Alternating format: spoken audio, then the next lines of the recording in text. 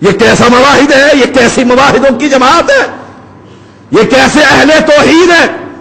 رسول اللہ صلی اللہ علیہ وسلم کی بیوی امی عائشہ رضی اللہ تعالی عنہا بیان کرتی ہیں،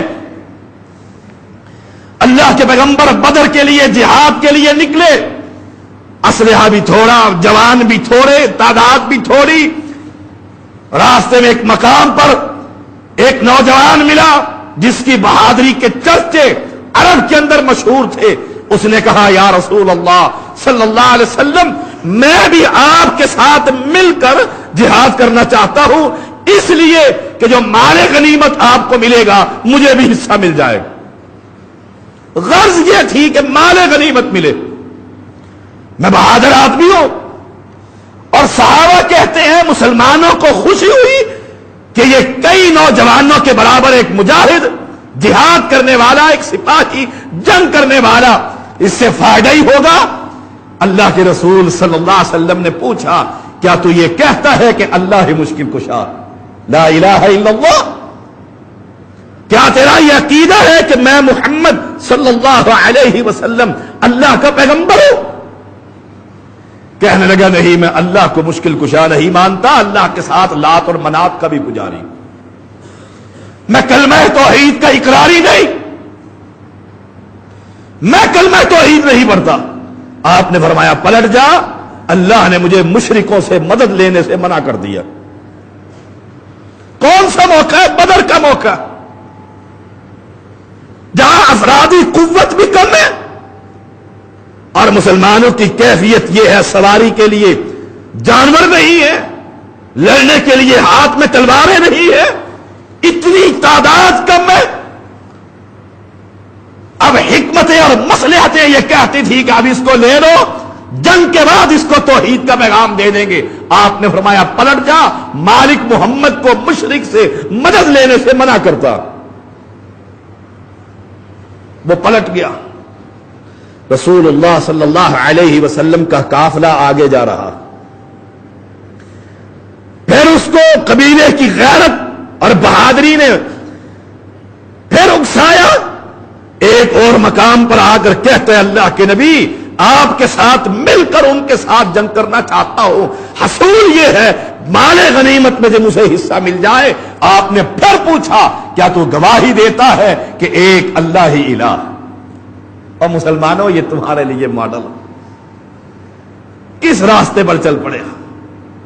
شارٹ کٹ وے، کسی طریقے سے ملک پر قبضہ ہو جائے اور سب کے ہاں میں کوئی انگلی نہ اٹھائے، اتنی رواداری۔ اللہ اکبر، کہیں میں چنوں ہی نہ کسی کو، تو کیسا مسلمان ہے؟ آپ نے دوسری مرتبہ فرمایا، عائشہ صدیقہ رضی اللہ تعالی عنہا بیان کرتی ہیں پلٹ جا، اللہ تعالی مشرکوں سے مدد لینے سے منع کرتا۔ پھر کچھ راستہ آپ نے طے کیا، پھر وہ آیا تیسری مرتبہ اور اس نے پھر کہا اللہ کے نبی میں آپ کے ساتھ مل کر جنگ کرنا چاہتا ہوں۔ آپ نے فرمایا کیا تو گواہی دیتا ہے ان تشہد اللہ الہ الا اللہ؟ اس نے کہا ہاں اللہ کے پیغمبر، اشہد ان لا الہ الا اللہ۔ آپ نے فرمایا اب تو میرے ساتھ چل سکتا۔ میں کیسے ان گدی نشینوں کی جھرمٹ میں جا کر اہل توحید ہو، اللہ کی قسم اس سید زادے کو کوئی بلائے گدی نشینوں کے مراکز میں، درباروں پر، اور پھر وہاں توحید کی دعوت نہ ہو، اس سے بہتر ہے کہ زمین مجھے دفن کر لے۔ موت آ جائے ایسے مواحد کو کہ اسے موقع ملے اہل شرک کے اندر پیغام دینے کا۔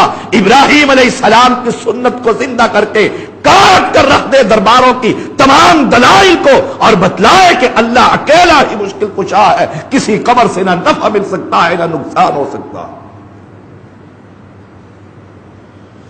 فرمایا انکم لتشہدون ان مع اللہ آلہۃ اخری، کیا تم یہ گواہی دیتے ہو کہ اللہ کے ساتھ ایک اور بھی ہے؟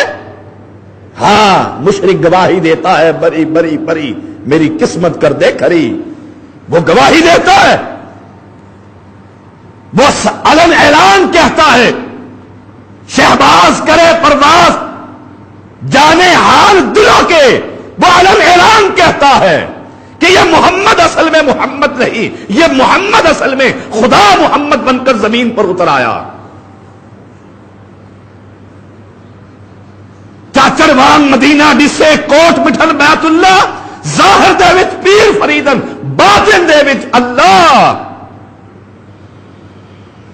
امیر حمزہ صاحب کوٹ مٹن پہنچے، جس کو اہل شرک کہتے ہیں، اصل میں یہ کوٹ مٹن نہیں، یہ تو بیت اللہ ہے۔ اور بابا فرید اصل میں تمہیں بظاہر انسان نظر آتا ہے، اصل میں یہ خدا ہے۔ وہاں یہ رائٹر پہنچتا ہے، تقریر کرتا ہے، دعوت دیتا ہے، کس چیز کی؟ دفاع پاکستان کی، بھارت کے خلاف جہاد کی، امریکہ کے ٹوٹنے کی۔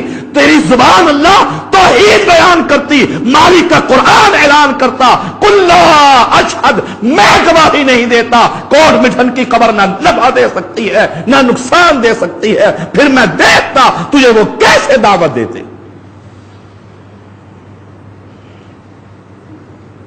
قرآن کہتا ہے اے محمد صلی اللہ علیہ وسلم کہہ دیجئے قل لا اشہد، تم کہتے ہو الہ اور ہے، مشکل کشا اور ہے، حاجت روا اور ہے، اولاد دینے والے اور ہے، بگڑیاں بنانے والے اور ہیں، کشتیوں کو پار لگانے والے اور ہیں۔ میں محمد کہتا ہوں لا اشہد، ایسا کوئی بھی نہیں۔ قل انما ہوا الہ واحد، وہ اکیلا ہی ہے جو سب کچھ کرتا۔ دعوت کے اندر فرق ہے۔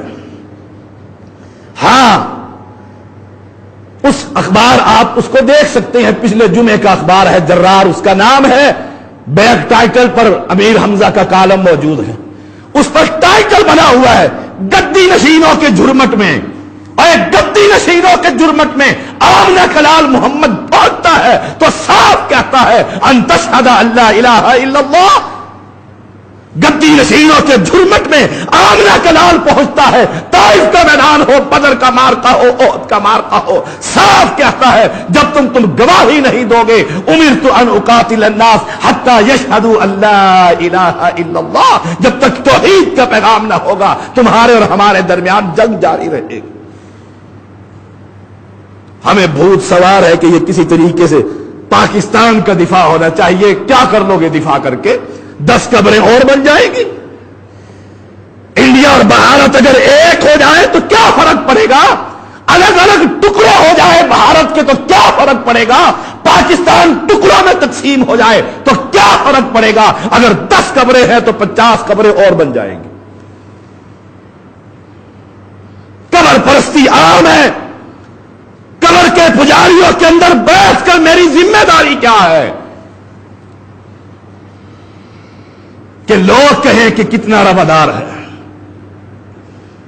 لوگ کہیں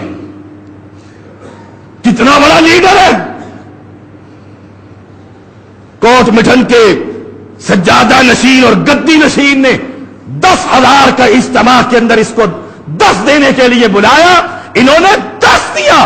اللہ کی قسم ایک لفظ بھی رب کی کبریائی کا بیان نہ کر سکتا۔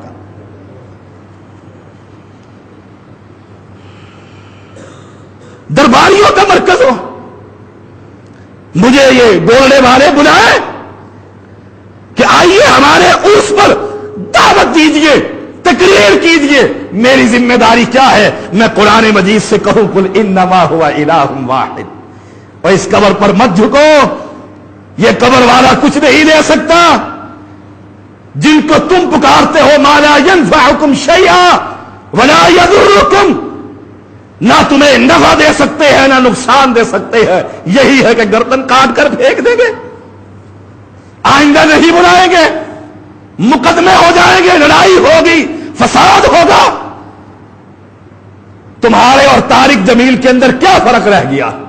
طارق جمیل جب موہرا شریف کے اندر پہنچا وہ بابے کی قبر پر، اس نے بھی یا ایھا النبی اس کا ترجمہ کیا، اے غیب کی خبریں بتلانے والے۔